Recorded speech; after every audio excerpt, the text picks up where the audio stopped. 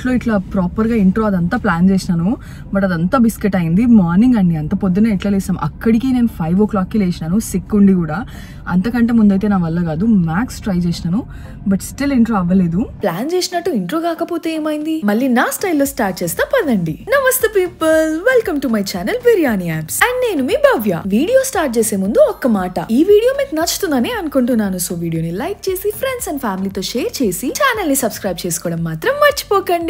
Video starting లో చెప్పినట్టు పొద్దున్నే 5ంటికి లేసి టిప్ టాప్ గా రెడీ అయిపోయినా, ఎందుకంటే ఆ రోజే నేను ఇండియా రావడానికి స్టార్ట్ అవబోయేది. అంతే కదా మరి, నార్మల్ గా 9 ఇవ్వడానికి కష్టపడే నేను అంత పొద్దునే లేవ్వాలంటే ఏదైనా ఎక్సైటింగ్ మ్యాటర్ అయినా ఉండాలి, లేదంటే ఎవరైనా ఫోర్స్ అన్నా చేయాలి. ఇంకా ఆ రోజు లాంటి మ్యాటర్స్ కి అయితే అలారం కన్నా ముందే లేచి కూర్చుంటా. నా ఫ్లైట్ అయితే మార్నింగ్ 10:55కి, అంటే నేను దానికన్నా 3 hours ముందు వెళ్ళాలి, అంటే 7:55. సరే 8 అనుకుందాం, 8 వరకు నేను ఎయిర్పోర్ట్ కి వెళ్తే సరిపోతుంది. కానీ నా హస్బెండ్ సేమ్ టైమ్ లో ఎక్కువ ఫ్లైట్స్ ఉంటే నీకు లోపలికి వెళ్ళడానికి లేట్ అయిపోతుంది, సెక్యూరిటీ చెక్ క్లియర్ అవ్వని ఇంకా టైం పడుతుంది, మళ్ళీ లాస్ట్ మినిట్ లో టెన్షన్ వచ్చేస్తుంది అని ఏదేదో చెప్పి 7:30 వరకు తీసుకెళ్ళి నన్ను ఎయిర్పోర్ట్ లో పడేసినారు. నెక్స్ట్ 5 minutes లో బ్యాగ్ చెక్ ఇన్ అయిపోయింది. అంటే నేను చూసుకోకుండా వెళ్ళి బిజినెస్ క్లాస్ చెక్ ఇన్ దగ్గర నుంచినాను, అందుకే అంత టైం పట్టింది, లేకపోతే 2 minutes లో అయిపోయేది. అది ఇంకా మస్తు టైం ఉందని రియలైజ్ అయ్యి సరే కాసేపు అట్లా కార్ లో బయట తిరుగుదామని చెప్పి బయటకు వచ్చేసినాం. ఆ ఎయిర్పోర్ట్ చుట్టుపక్కలనే కాసేపు తిరుగుదామని పోతే ఏ రోడ్ లోకి వెళ్ళినా సరే అది డెడ్ ఎండే. మళ్ళీ రిటర్న్ ఎయిర్పోర్ట్ కి రూట్ ఎత్తుక్కుంటూ ఎటో వెళ్ళిపోయినాం. ఇంకా అర్థమయ్యే లెక్క లేదని మ్యాప్స్ లో డైరెక్షన్స్ పెట్టుకుని ఎయిర్పోర్ట్ కి రిటర్న్ వచ్చేసినాం. ఒక 15-20 minutes తిరుగుంటాం, 8 వరకు వచ్చి మళ్ళీ ఎయిర్పోర్ట్ లో పడ్డా. అండ్ ఈ ఇండియా ట్రిప్ కోసమే నేను ట్రైపాడ్ కూడా తీసుకున్నాను. అసలు అద్దిరిపోయే క్వాలిటీ ఉంది, అదైతే చాలా తక్కువ ప్రైస్ కి. బయట వెదర్ అయితే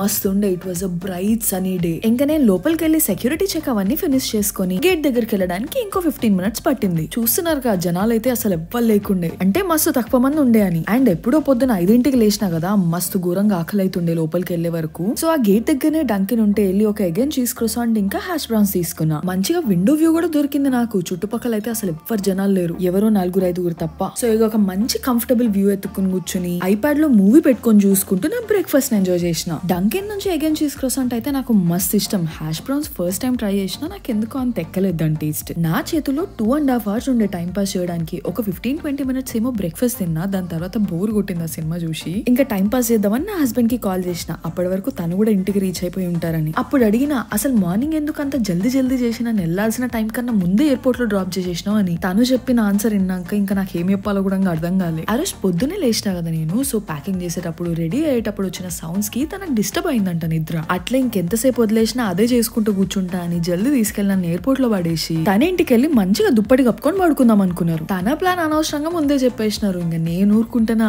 బోర్డింగ్ స్టార్ట్ అయ్యేంత వరకు కాల్ లోనే ఉండి తను నిద్రపోకుండా చేసిన. ఇంకప్పటికి తన వర్క్ టైం కూడా స్టార్ట్ అయిపోయింది. నా హస్బెండ్ అనుకుని ఉండొచ్చు, ఏదో అనుకుంటే ఇంకేదో జరిగిందే అని. ఓకే భయపడకండి, that was just me attempting to sing. అంటే తన ఫీలింగ్ అట్లా చెప్పాలనిపించింది. Jokes apart, I was already missing him so much. And తను కూడా కాల్ కట్ అవ్వగానే కంటిన్యూస్ గా మెసేజ్ చేస్తుండే. మేబీ అప్పుడు నిద్ర మొత్తం వదిలి ఎలిగిందేమో నేను వెళ్తున్నా అని. తను కూడా వచ్చలేకుంటుంటే అసలు అద్దిరిపోయేది. ఆ ఒక్క రీజన్ కి నేనైతే మస్తు సాడ్ ఉండే.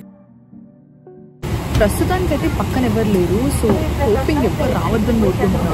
ఇంకప్పటికి బోర్డింగ్ కూడా స్టార్ట్ అయిపోయింది. ఫ్లైట్ ఎక్కేసాను. ఫ్రంట్ లో అయితే ఆ బిజినెస్ క్లాస్ సీట్స్ మొత్తం ఖాళీ ఉండే. ఎవరు చూడకుండా ఒక దాంట్లో దూరి కూర్చుందాం అనుకున్నా గానీ అప్పటికి బోర్డింగ్ ఇంకా ఫినిష్ కాలేదు కాబట్టి తర్వాత ఎవరన్నా అదే సీట్ వాళ్ళు వచ్చిరనుకో మొత్తం ఇజ్జత్ పోతుందని సైలెంట్ గా వచ్చి నా సీట్ లో కూర్చుని ఇంకా టికెట్ బుక్ చేసుకున్నప్పటి నుంచి 2-3 రోజులకోసారి యాప్ ఓపెన్ చేయడం, ఎన్ని సీట్స్ ఫిల్ అయినాయి అని చూడడం. అంటే ఒక మంచి సీట్ చూసి పెట్టుకున్నా నేను చెక్ ఇన్ టైమ్ లో సెలెక్ట్ చేసుకుందామని. సో నాకన్నా ముందే అది ఎవరు తీసేసుకోవద్దు అనుకుంటూ చూసుకుంటూ కూర్చున్నా. చెక్ ఇన్ టైం వరకు కూడా చాలా తక్కువ మంది సీట్స్ సెలెక్ట్ చేసుకున్నారు. సో చెక్ ఇన్ టైమ్ లో చేసుకుంటారేమో అనుకున్నా. లక్కీలీ నేను సెలెక్ట్ చేసుకున్న సీట్ అయితే అవైలబుల్ ఉంటే నేను అది తీసేసుకున్నా. కానీ పక్కన ఎవరు రావద్దని మాత్రం కోరుకున్నా. అంటే ఫ్లైట్ అంతా ఖాళీగానే ఉంది, లైక్ ఆల్మోస్ట్ 85% సీట్స్ అనుకుంటే ఖాళీగానే ఉండే.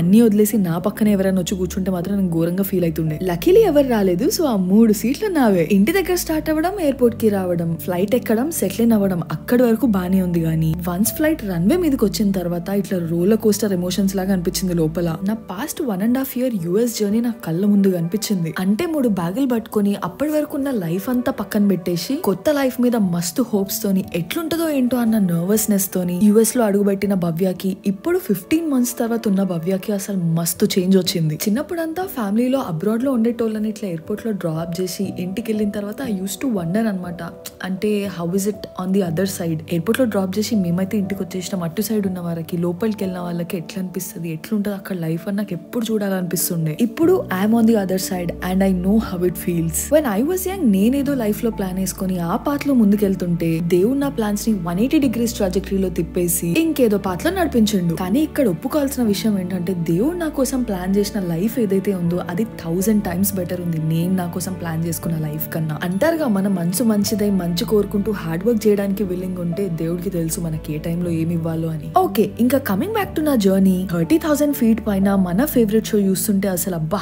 ఆ ఫీలింగే అదిరిపోతుంది. సో అట్లా ఫస్ట్ ఫ్రెండ్స్ చూద్దామని పెట్టినా, కానీ మళ్ళా సరే జెర్సేపు అసలు ఏ మూవీస్ ఉన్నాయి, షోస్ ఉన్నాయో ఒకసారి మొత్తం చూసేసి దాని తర్వాత ఫ్రెండ్స్ కొద్దాం అనుకున్నా. అంతలో నాకు హ్యారీ పాటర్ కనిపించింది. ఈ జర్నీ కన్నా 2-3 days ముందే నేను నా husband Harry Potter marathon start చేసినాం. మళ్ళీ అట్లా మేము చూస్తున్న మూవీ ఉండే అందులో సరే అది ఫినిష్ చేద్దామని అది పెట్టుకుని ఇంకా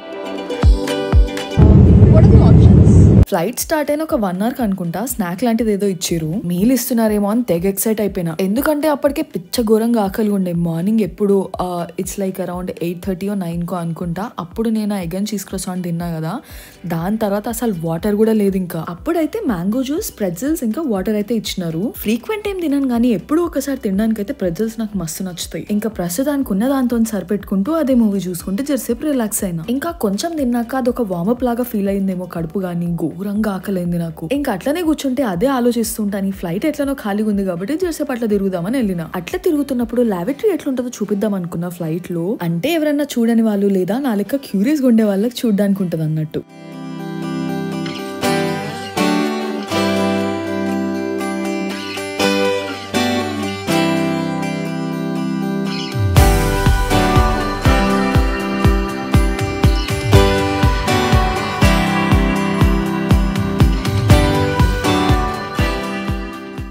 ఇదైతే గ్యాలీ, అంటే ఫ్లైట్ లో సర్వ్ చేసే ఫుడ్ మొత్తం ఇక్కడనే స్టోర్ చేస్తారు అండ్ ఇక్కడ నుంచి తీసుకొస్తారు. అండ్ ఇప్పుడు ఫ్లైట్ ఎంత ఖాళీగా ఉందో చూపిస్తారండి. చూస్తున్నారుగా అక్కడొకరు ఉన్నారు, మిగిలిన ఫ్లైట్ మొత్తం ఖాళీ. ఇంకెళ్ళి కూర్చున్నానా ఒక 10-15 minutes అట్లా ఫైనలీ ఫస్ట్ మీల్ అయితే వచ్చేసింది. ఫ్లైట్ టేక్ ఆఫ్ అయిన ఒక 2 hours అనుకుంటా ఈ మీల్ వచ్చింది. అప్పటికే నేనైతే పిచ్చ ఘోరంగా ఆకలిగా ఉండే. సో ఫుడ్ చూడంగానే ఫుల్ ఎక్సైట్ అయిపోయినా. ఆ ఎక్సైట్మెంట్ ఎంతో సేపు లేదులేండి, ఎందుకంటే ఫస్ట్ థింగ్ మొత్తం బాయిల్డ్ ఫుడ్ ఇచ్చినారు. ఇంకా సెకండ్ చిన్న పిల్లలకి పెట్టే క్వాంటిటీ అది నార్మల్ గానే సరిపోదు, పెద్దోళ్ళకి అది. అట్లాంటిది అంత ఆకలి మీద సరిపోయే ఛాన్సే లేదు. సో ఫ్లైట్ స్టాఫ్ మళ్ళీ కనిపించినప్పుడు వెజ్ మీల్ ఏదైనా ఎక్స్ట్రా ఉంటే ఇస్తారా అని అడిగిన. ఇంకా అప్పుడు ఈ మ్యాక్ అండ్ చీజ్ మీల్ ఇచ్చినారు. మళ్ళీ ఇది కూడా ఓకేనే ఉండే, అంటే అంత ప్రాపర్ గా కుక్ అవ్వలేదు అది కంప్లీట్ గా. సో అది కుక్ అయింది అనిపించినంత వరకు తిని మిగిలిన పార్ట్ అంతా వదిలేసినాను. అసలు ఆ మొత్తం మీలో బెస్ట్ పార్ట్ అయితే ఆ cold corn salad next level ఉండే దాని టేస్ట్ అయితే. ఇంకా యంగ్ షెల్డన్ చూసుకుంటూ ఆ మీల్ అయితే ఫినిష్ చేసేసిన. And by the way flight లో నేను ఏం తిన్నాను ఏంటి అని చెప్పి డీటెయిల్డ్ గా షార్ట్స్ అయితే అప్లోడ్ చేసినాను. వీడియోస్ అయితే ఛానల్లో ఉన్నాయి, సో చెక్అవుట్ చేసేయండి.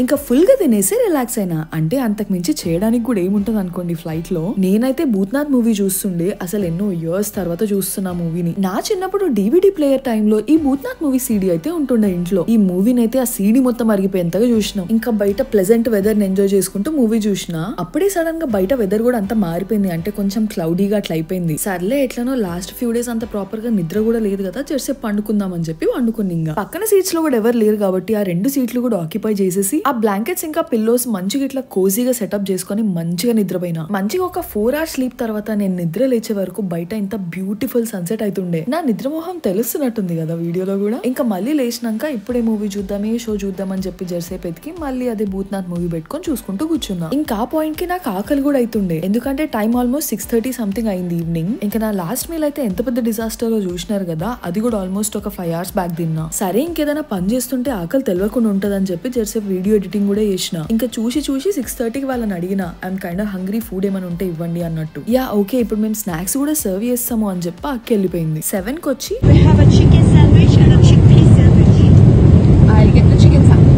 అని అడిగితే నేను చికెన్ శాండ్విచ్ తీసుకున్నా. నేనేదో మంచిగా ఇట్లా శాండ్విచ్ లకి ఎక్స్పెక్ట్ చేస్తుంటే వాళ్ళు ఇచ్చింది చూసి నా దిమ్మ తిరిగిపోయింది.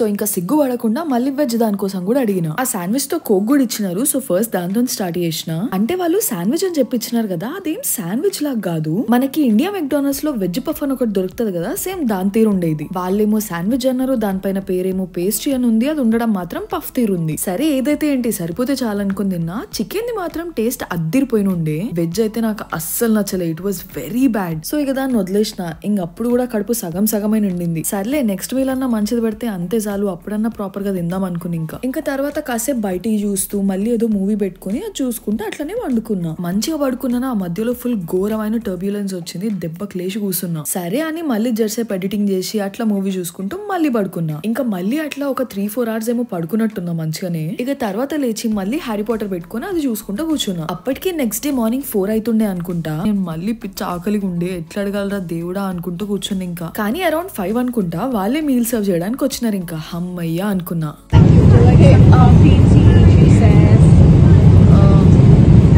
Actually, I'm good. Can I get another water bottle? I'll give you one half.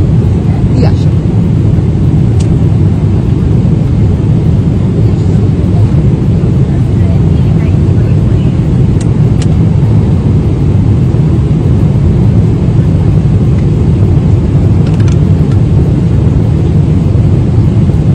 Hey, can I get bread and butter pudding if there's any left out at the end? Yeah, thank you. ఈ next meal లోకి అయితే egg frittata, boiled potatoes, అట్లనే cherry tomatoes ఇచ్చినారు. వీళ్ళ boiled food గోలేందో అసలు నాకైతే చిరాకు వచ్చేసింది. ఇంకా దాంతో పాటు ఫ్రూట్స్, బ్రెడ్ తో పాటు సంథింగ్ అంటే యోగర్ట్ తో ఏదో డిజర్ట్ లాంటిది ఇచ్చినారు. ఎగ్ ఫ్రిటాటా అయితే ఓకే అనిపించింది, అంత గొప్పగా ఏం లేకుండే. ఇంకా బాయిల్డ్ వెజీస్ లో అయితే బేసిక్ సాల్ట్ అండ్ పెప్పర్ కూడా లేదు. అసలు ఎట్లా తింటారు అవి కూడా లేకుండా నాకైతే అర్థమే కాదు. ఆ ఫ్రూట్స్ లో అయితే కొన్ని బాగుండే, కొన్ని బాగాలేకుండే. ఈ మీల్ తినేటప్పుడు కూడా ఫుల్ టర్బ్యులెన్స్ ఉండే. ఆ ఫ్రూట్స్ తర్వాత యోగర్ట్ తో ఏదో డిజర్ట్ ఇచ్చినారన్న కదా, అది తిన్నా. దాని టేస్ట్ ఏందో నాకైతే ఇప్పటి వరకు అర్థం కాలేదు. ఒకలాంటి పుల్లటి at the same time bland లాంటి టేస్ట్ వస్తుండే. మనకెందుకు వచ్చిన గోలా అని చెప్పి పక్కకు పెట్టేసిన తినకుండా. ఈ మీల్ కి అయితే వాళ్ళని అడగాల వద్దా, అసలు అడిగితే ఏమనుకుంటారో అని 100 సార్లు ఆలోచించి సర్లే ఏదైతే అదైంది, ఆకలితో ఉండడం కంటే సిగ్గు లేకుండా అడగడం బెటర్ అనుకుని వెజ్ మీల్ కూడా అడిగిన. వెజ్ లో butter pudding with vanilla sauce అని ఏదో ఇచ్చినారు. టేస్ట్ ఎట్లుంటదో అనుకున్నా గానీ అద్దిరిపోయిన ఉండే. నాకైతే మస్తు నచ్చినుండే. సిచ్యువేషన్స్ అన్ని కరెక్ట్ గా ఎట్లుంటాయి చెప్పండి మనకి. అందుకే అన్ఫార్చునేట్లీ సాస్ చాలా కొంచెం ఇచ్చినారు. సో అది ఉన్నంత వరకు తిని మిగిలింది వదిలేసిన.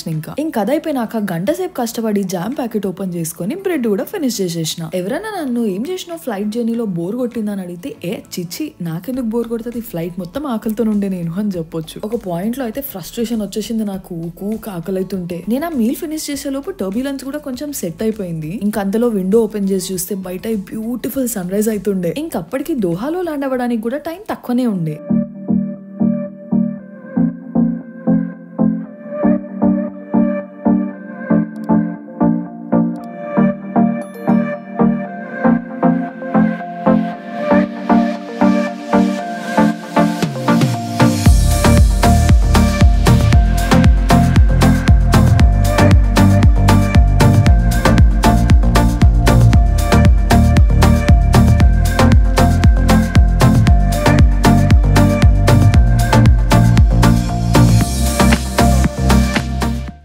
అట్లా చూస్తూనే ఫ్లైట్ అయితే దోహాలో ల్యాండ్ అయిపోయింది. దోహాలో మేము ల్యాండ్ అయిన రన్వే అయితే బై ద వాటర్ ఉండే. సో ఇంకా మస్తు బ్యూటిఫుల్ అనిపించింది. ఆ ఎయిర్పోర్ట్ మస్తు పెద్దది అంటారు కదా, సో ఎంత దూరం నడిచేది ఉంటుందో, ఈ బ్యాగ్ ఎంతసేపు మొయ్యాలరా దేవుడా అనుకుంటూ కూర్చున్నా నేను. కానీ కొంచెం ముందుకెళ్ళి చూడగానే నా నెక్స్ట్ ఫ్లైట్ ది గేట్ అయితే నేను వచ్చిన దాని కిందనే ఉండే. అమ్మయ్య పెద్ద నడిచేదేం లేదు కదా, సో గేట్ దగ్గరికి వెళ్ళి ఏదైనా సీట్ ఎత్తుకుని బ్యాగ్ దాని మీద పెట్టేద్దాం ఫస్ట్ అనుకున్నా. కానీ అంత ఈజీగా సీట్ దొరికేస్తే నాకు బరువు బాధ్యతలు ఎట్లా తెలుస్తాయి అనుకున్నాడేమో దేవుడు. కానీ ఒక్కటంటే ఒక్క సీటు కూడా ఖాళీ లేకుండే. ఆ బ్యాగ్ మోసుకుంటూ అట్టనే నుంచున్న బోర్డింగ్ స్టార్ట్ అయ్యేంత వరకు. ఇంకా బోర్డింగ్ స్టార్ట్ అయిన తర్వాత కూడా జనాలందరూ ఒకేసారి ఇట్లా లేచి ఉరికిరు. సరే అంతమంది జనాలను దోసుకుంటే వెళ్ళేంత ఓపిక లేదులే ఇప్పుడు అనుకుని వాళ్ళందరూ లేచెల్లగానే ఖాళీ అయిన సీట్లు ఉంటాయి కదా, అందులో ఒక దాంట్లో వెళ్ళి బ్యాగ్ పెట్టేసి కూర్చున్నా నేను. ఇంకా అట్లా ఆల్మోస్ట్ అందరు వెళ్ళిపోయారు నెక్స్ట్ ట్రిప్స్ లో. ఇంకా లాస్ట్ బస్ వచ్చినప్పుడు అప్పుడు వెళ్ళిన నేను ఇంకా లేచి. అండ్ ఆ ఎయిర్పోర్ట్ చుట్టూ మొత్తం ఒక లాంటి ఫాగీ అట్మాస్ఫియర్ ఉండే. అండ్ అప్పటికి it was just 8 in the morning. అక్కడ దోహాలో ఎంత ఘోరమైన వేడిగా ఉండేను. ఎయిర్పోర్ట్ లో నుంచి బస్ ఎక్కడానికి బయటికి రాగానే ఒక లాంటి సఫోకేటింగ్ లాగా అనిపించింది ఆ వేడికి. సరే జాకెట్ తీసేస్తే కొంచెం బెటర్ గా ఫీల్ అవుతుందేమో అని తీసేస్తే స్కిన్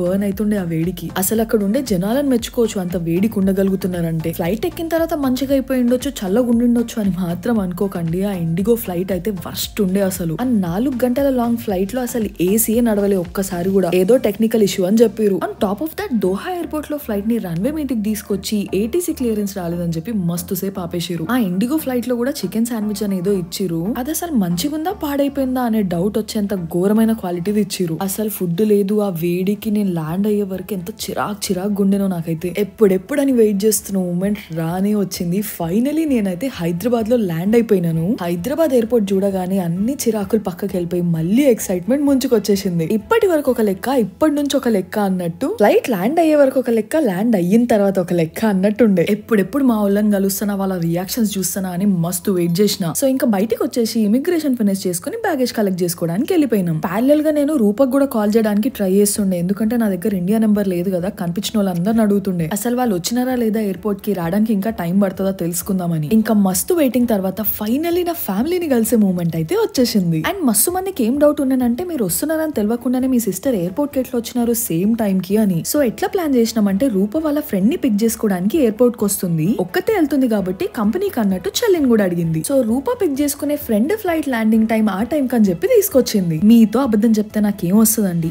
ఎందుకు ఆలోచిస్తారు చిన్న చిన్న విషయాలని టూ మచ్ గా. ఎనీవేస్, ఇన్ కేస్ మీలో ఎవరైనా సర్ప్రైజ్ విజిట్ వీడియోస్ చూడకపోయింటే డిస్క్రిప్షన్ బాక్స్ లో లింక్స్ ఉంటాయి, డెఫినెట్ గా చెక్అౌట్ చేసేయండి, మీకు పక్కా నచ్చుతుంది. ఇంకా చూసిన వాళ్ళకైతే తెలుసు ద రెస్ట్ ఈస్ హిస్టరీ అని. సరే ఇంకా మిమ్మల్ని అయితే నేను నెక్స్ట్ వీడియోలో కలుసుకుంటా. అప్పటి వరకు బాయ్ మరి.